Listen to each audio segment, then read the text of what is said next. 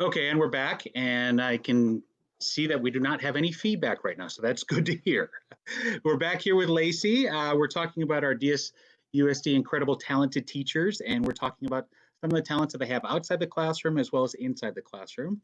And Lacey was just about to talk about what her incredible talent is. Lacey, why don't you share with us? So my incredible talent is to transform learning environments that speak to the children. I take in consideration where they are maturely, mentally, and try to create an environment that's safe and respectful for them to learn in. And so this past year, I found somebody that believed in me. Honestly, I couldn't have done this without my principal. And he gave me that leap of faith, and I transformed my classroom, and I gave it a classroom flip. So it's been fun. You know, you did more than just flip the classroom. Who are we kidding? So I've got some great pictures here that I want to share, and you can kind of walk us through. In the first pictures, why don't you tell us what's going on here? Okay, so this was the beginning of the classroom flip. This started, I think, like maybe 5 days after school got out last year, 2019, and it started with paint. Okay. I went to a local paint store, and I got different swatches of paint. I wasn't quite sure what color I wanted to do, but I knew that I wanted to do bright white and fresh to brighten up the room and make it look fresh and clean. And so I went with a white, and then I did like a darker blue up top to kind of match our school colors, our blue. Okay. So here we have some more before shots. Chef Mary, you've seen classrooms like this with your grandchild, and classrooms you probably saw at La Quinta, right? These look all the same. You know, just the desks aren't organized yet. Yeah, we had to take the whiteboards down. I had to measure. I mean, the last summer challenged me more in more ways than anything. I honestly had to use math more than I've ever. I'm a teacher, more than I've ever had to use in my life, and I'm like, okay, I have to multiply, and so going into 5th grade, I was like, you guys will use math. Okay. So there we are. We see they're painting, and I think this is when the transformation. Look at that, Chef Mary. Oh my gosh, that's unbelievable. Thank you. That means a lot. Wouldn't you hope for Maddie to be in a classroom like that this year, Chef Mary? Oh my gosh, I don't even know if they're going to go back to school this year yet, though we haven't gotten a start date. Yeah, that's another story, another day. But yeah. So like I said, I teach 5th grade, so I really wanted to create an environment that spoke to them. And I believe that like we can communicate with students not just through words. And so my love is through the environment that I provided for them. So I mean, I follow teachers on Instagram. I follow professional designers on Instagram, and I kind of merge the two into creating an environment that spoke to my children. And so my students felt like here, as you can see, I created a small little coffee. I wanted like that coffee house feel that the students felt mature. And I think that spoke volumes to them. It almost made them feel like, wow, my teacher really respects me. Like my teacher really sees me, that I'm growing up and I'm ready for that next step of being in middle school and feeling a little bit more older. I definitely feel like this environment right here, this little cozy corner, was my calming center, and it also helped my students communicate really well. Like I provided the games, and I just saw them really dive into the games. And I feel like you put a board game in front of a child, they're going to learn so much. And one of those things is communication, talking to each other. So that was some of the things I see there, like throughout your whole classroom, I see like inspirational sayings and so forth. But one of the things on the backboard here that you could see that I was able to zoom in and see a lot easier is it's the old cursive. And I know that with curriculum nowadays that sometimes that's kind of passed over, and I love that you have that in your classroom, that you're teaching that and so forth. Yeah, and I also put picture books. I don't want them to be afraid. I feel like, oh, I'm too old for that. I had a very big discrepancy in my abilities in my students last year. I had SED kids, I had resource kids, I had gate kids. So it was an environment, I wanted to pull everybody together and make them feel safe and make them feel confident in who they were. And so this environment provided that for them. I saw a transformation in them. mentally and just socially. So I could definitely see that any student going from one classroom, like what we saw in the beginning pictures, to what they see here, just by entering the room, it's bright, it's fresh. Right. You kind of wake up to it. Well, I think also, I mean, for me, I'm looking at this. I feel like I've walked into my daughter-in-law's house, because there's all the things that the plants and the little plant wall holders and the sofa and the pillows. I think it's going to give your students that transition of comfort, that they're not going from a cozy home to a stark kitchen or to a stark classroom. What's going on here? I don't see this in regular classrooms. So this, I really wanted to pull in like kind of a kitchenette type of feel. And so if you ask somebody like, where's your safe place? A lot of the times you're going to revert to your home. And so that is what I wanted to, transpire here in my classroom. So when I went to like trying to figure out what I was going to do with my counters, I actually did a lot of research and I found water resistant. It's almost like contact wallpaper. And so it was sticky on one side. Oh, this took forever. I had to measure, I had to cut. Like this took my entire summer, but it just makes me feel good because the outcome of it it looked beautiful. But it was definitely a lot of work. And so yeah, it was just it was like a contact paper, and I got it at Walmart. It was so cheap. It was like $30 a roll, and I bought 2 of them. So it was well worth it, and it actually lasted all year, and it will last this year too. So so here you had a beaten up Formica countertop that probably had been glued down and patched up all over the place, and you spent a couple bucks and put some contact paper on and make it look beautiful. I think it looks fantastic. You talk about a comfort zone and people being at home. I think about comfort zone. I think of food, and I'm looking at this corner. I'm thinking food. Yeah, so I think that definitely makes me comfortable, because from what I remember taking the tour of the classroom, I think that white bucket, and with new things coming with coronavirus, you may not be able to do it the same. But didn't you keep ice in there for the kids to keep their water bottles in there? Yeah, so they kept their water bottles in there, and I'm probably on one of the other pictures you'll see like 2 different baskets. And I went to the place of, when I go into a home, I like to, wash my hands with cloth. And so I would take laundry home, and I had them have towels to dry their hands instead of paper towels. And I also provided dental floss. I provided a face wipe if they needed it. I wanted to encourage them to take personal hygiene as, one of the important, especially in 5th grade. They come in all sweaty. And again, it was like that unspoken, I respect you. And then they respected me back. It was like, I care about you. That's provided for you if you want it. Dental floss, and all of them used it. Okay. So you're promoting hygiene as well. That's fantastic. Yeah. And I have big mirrors in my room. I wanted them to, I wanted them to look in the mirror every day and feel that confidence. Like, this is me, and I'm going to learn today. And Okay. Yeah, So I was surprised from the difference between Madison as a 4th grader and Madison as a 5th grader. It is like she's jumped leaps and bounds in her growth and her thought process.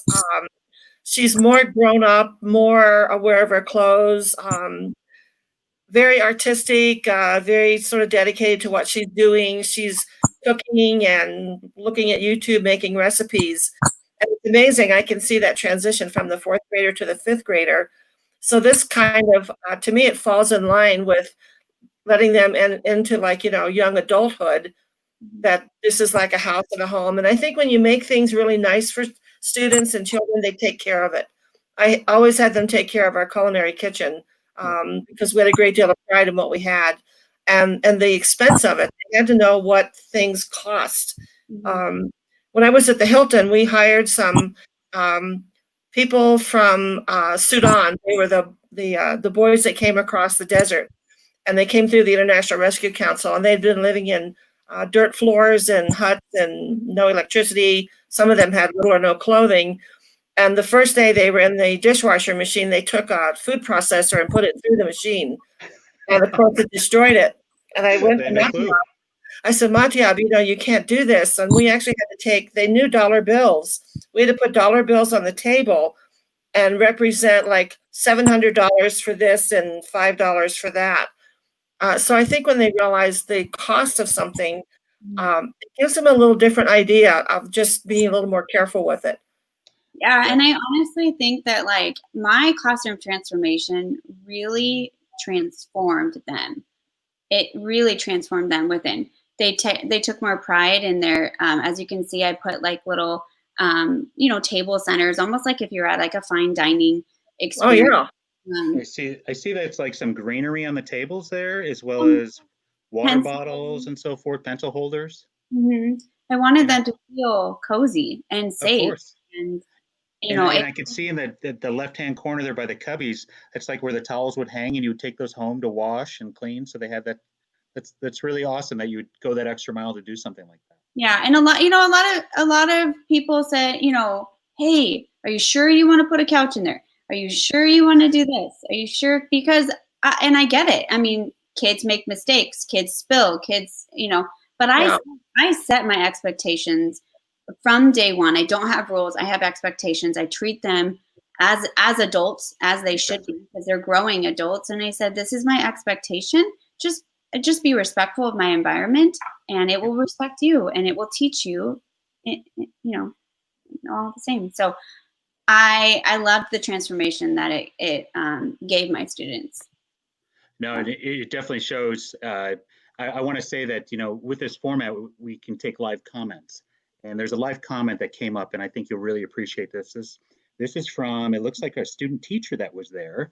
I'd love to see your reaction while you read it. Yeah, I knew that would happen. So tell us what happened at Christmas and Thanksgiving in your classroom. I'm kind of curious. Oh my goodness. Okay. Well, so Thanksgiving is my favorite holiday. And okay.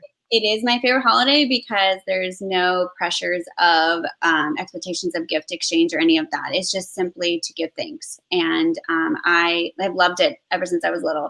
Right. So I am really big on Thanksgiving. So I wanted to give them a dining experience. Well, we do morning meetings as a fourth grade level. And one of our morning meetings is Monday. We teach manners. And so it was an opportunity for them to showcase their manners. And so I put together this long formal dining table with white linen cloths, with little sparkling ciders. We had fine china.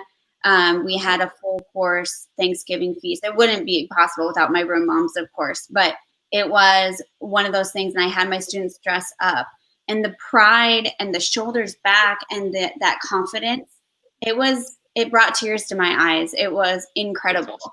Yeah. That's absolutely awesome that you had the opportunity to do that. Now, was Melissa a student teacher for you, or was she in the grade level, or? She was in the grade level. Yeah, she was in the grade level. Okay. Yeah. And I believe you're a grade level teacher with one of our very good friends is Kristen Sherman. Yes. Yeah. I love her. Yeah, definitely. Awesome. So Chef Mary and I have explained many times how we've all changed and pivoted since the infamous Friday the 13th, March 13th. Yeah. Maybe if you could share a little bit about, both personally as well as professionally, how did your life change since March 13th? So my life changed personally. Obviously, I'm a little bit colder now. I am in Washington, and I'm in sweatshirts and coats, and but it's been great just spending time with my family. My evenings look a little different. I actually get home cooked meals, which is nice. My mom makes my dinners. There you go. And we end the night with playing sequence and just enjoying each other's company. It's definitely transformed my mindset on being present in the moment, because life can change like that. I mean, So it's definitely helped me just appreciate who I'm with in the moment. And that being said, it's kind of put a damper on my personal life and dating, but that's okay. It's been kind of a struggle, virtually, but it's okay. It is what it is. Maybe that's the next venture for somebody. The next it could be like the COVID dating app. The COVID dating app. Okay. Somebody can make a fortune on that. Yeah. So you might want to release that. Do you want to go into that? Yeah. I think they already have that one with all those other online dating things. Yeah. Well, it's I like the fact that you've done your Thanksgiving dinner. When I had the culinary program, the biggest issue I found is that no one ever sits down to eat as a group, as a family anymore. They're on the run. And part of our classroom was to show them how to set the table, where everything went. You know, the knives are on this hand, the forks are over here, the glasses, folding napkins. We had a whole folding napkin thing that we did. I used to go to thrift stores and find tablecloths and napkins and everything that we could do, they could play with. And then we would make a meal, and we'd have servers that would serve the food. And then we had eaters, and then we had bussers, so they could experience sitting down and talking to each other. And we'd have 4 or 6 students at a table. You know, what would you like? Thank you. You know, having some courtesy, appreciation of the person serving you. And we had a great time with it. I mean, it was really fun. I was surprised that how many people didn't know how to set a table. Yeah. And I even do that with my granddaughter and the little kids across the street. When they come over, we have a little lunch, and they have to set a proper table. We call it a proper table. Because I think it's important when you get older, you need those skills. I mean, to me as a culinarian, I think it's just critical to go into a home and then you see a table that's got a proper setting, that things aren't everywhere, like name tags. Madison gets to make all the name tags when we have a dinner party, and she puts little comments on them or pictures or whatever. So I think that's great. I mean, I think that's important.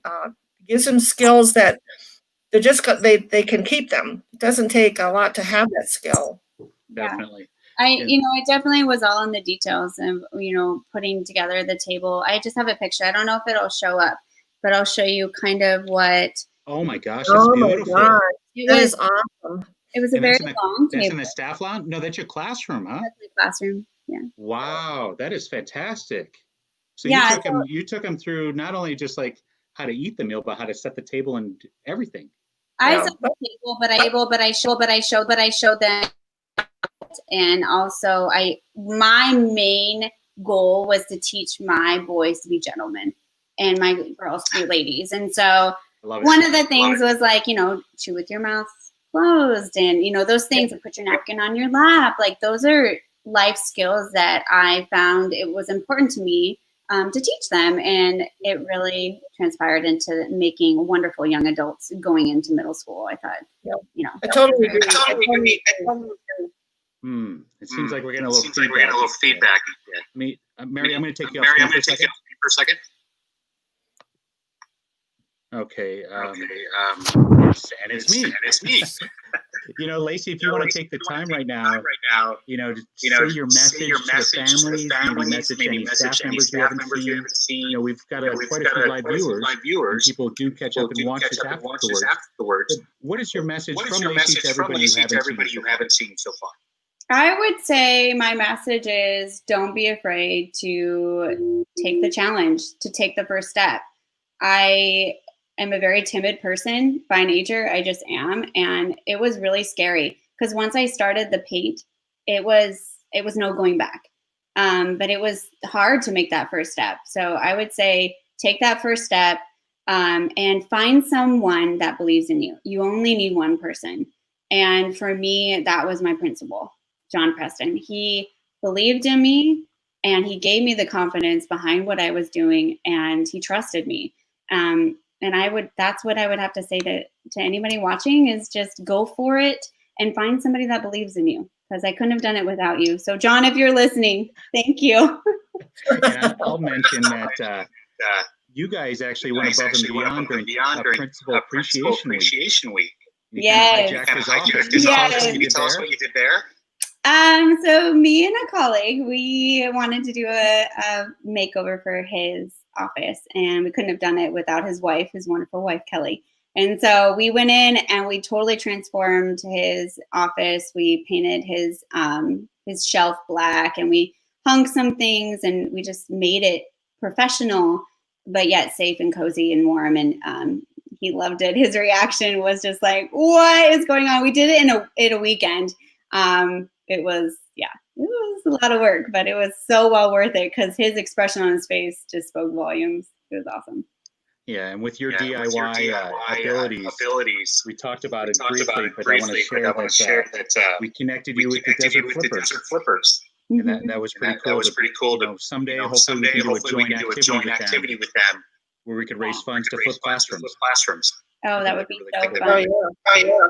Yeah, it was fun talking to them. I felt it was cool that they were so interested and they saw the pictures and they were just blown away. And boy, did that just give me the confidence that I needed to maybe take on another project and to kind of see where this would go in the future. Yeah, it definitely felt good to talk to them. So yeah. Excellent. Now, do you have any vacation plans you want to share about, or you can be up in Washington the whole summer? Yeah, I'm just going to be up in Washington. Yeah, I'm just going to be up in Washington the whole summer. I might do mini trips. I don't know if you guys ever been to Suncadia. Eastern Washington's always a good time. Yeah, just spending time here. My parents' 40th wedding anniversary is in July, so congrats to them. I'm super excited to celebrate them in July. Yeah, just spending time with family. And I have so many nieces and nephews that I just absolutely adore. So yeah, just spending time in Washington, being cool. Okay, there you go. I actually have a connection to Washington. My mom went to University of Washington. Very cool. Yeah. I've got family that lives up there now. They're actually in Camino Island. Camino Island. Okay. Go Dogs. Chef Mary, anything to close us out? I'll tell you a really good idea. When I was at the school, I used to go to all the garage sales and estate sales. And I would tell them that I worked at the college. And if there was like a big bag, most stuff I got for free. And we did enough linens to do a party for like 60 people at the culinary program. And I still have a lot of them, and I'd really like to have them have a home.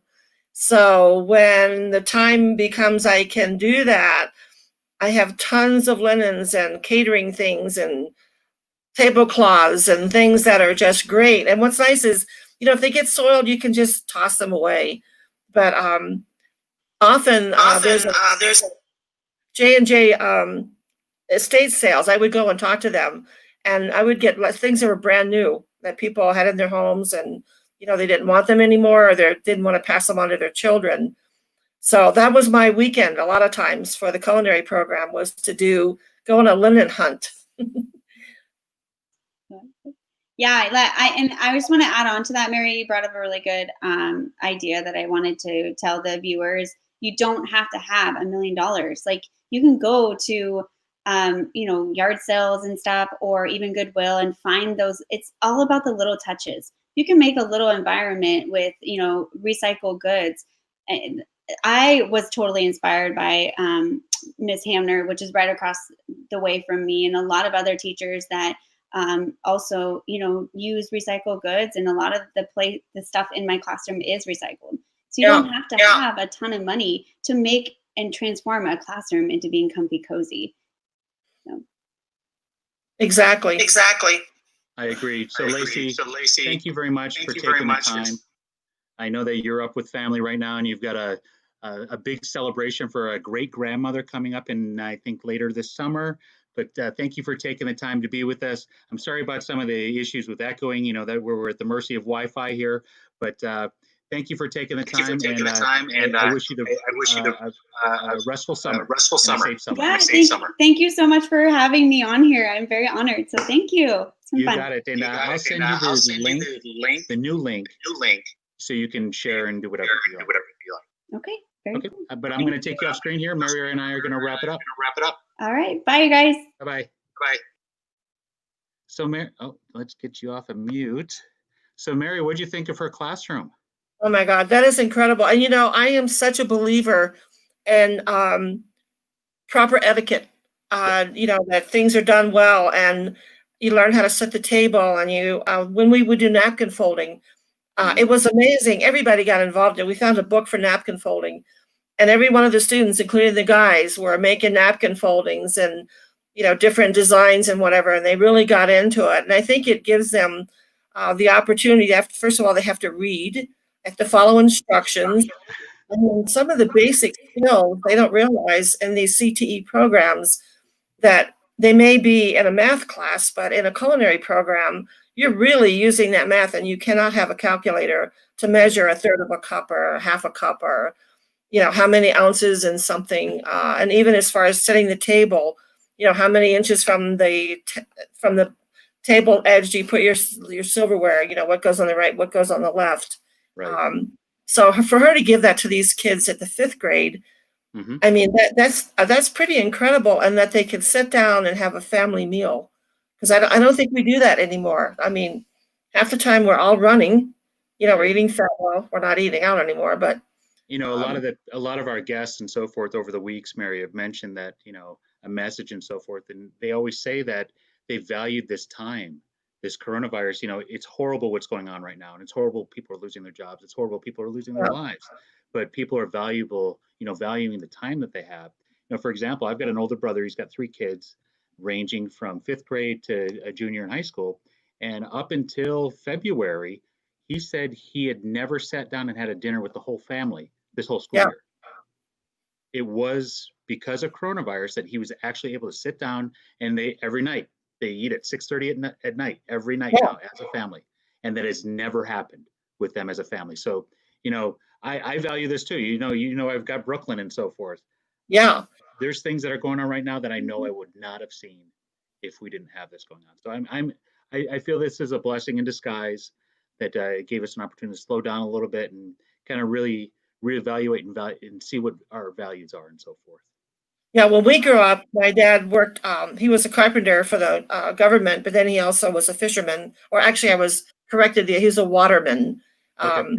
So one of my high school friends is actually here in Big Bear, which I found out recently. I mean, it's just crazy after all these years that I hear this guy talking. I hear this guy talking, and I go like, where are you from? He goes, well, you wouldn't know. Well, then when they say that, and he was from my hometown. But we had dinner at 5:00, and you had to be at the table at 5:00. If you were, I mean, God forbid you didn't be there at 5:00, because that's when my dad came in and we all ate. And I don't remember what we really talked about, but I know we all ate together, and there was always a dessert, a cake or something later on. But it was a family time, and then my dad would go to work, and we would do whatever we would do. But I mean, I'm a pill about punctuality, and because I think my parents drove that into us. You had to get down to the school bus, you had to get to dinner on time, and I think we lose that. I think that's something we need to teach in our younger people, to be on time. Show up. And everything that Lacey's doing in her classroom is definitely that and then some. Like I said, she's a teacher that goes above and beyond, and that's why we wanted to make sure to highlight her and highlight what she's doing in the classroom. Yeah, her students are so lucky. Yeah, so no, definitely. I'll tell you what, if she's still teaching 5th grade when Brooklyn gets that age, I'm gonna demand that she's in that class. Definitely. Yeah, I'd love to come down and work with her one day and I'll bring all that stuff down to her, because I mean, it's fun to go find it, and you're surprised. I mean, I found things that were never used. They weren't even unwrapped. That people had bought for parties, and they passed away, and the kids didn't want it, and it went into an estate sale, and they were very generous if I told them I was from the culinary program, and would you give me a deal? Like, I remember I got a whole box of stuff for like $8. There probably was $700 worth of linens in that container. I remember us using a lot of those, definitely. But I do want to wrap us up, Mary. But please stay on the call, because I'll catch up with you after I wrap us up here. Okay. But I do want to say that this whole time we've had the ticker going down there on the bottom. This we talked about it in the first call, but I want to make sure to mention it here. Yesterday night we had Bailey's and Coffee to Go, where we had Thought Exchange partnered with us, and we took over 10,000 comments and thoughts and so forth. And if you want to be part of that Thought Exchange for Desert Sands, the reopening of schools and the return to schools, please go to tejoin.com, and the code is down there. That's going to be open for all of today and all of tomorrow. I believe it closes Saturday morning.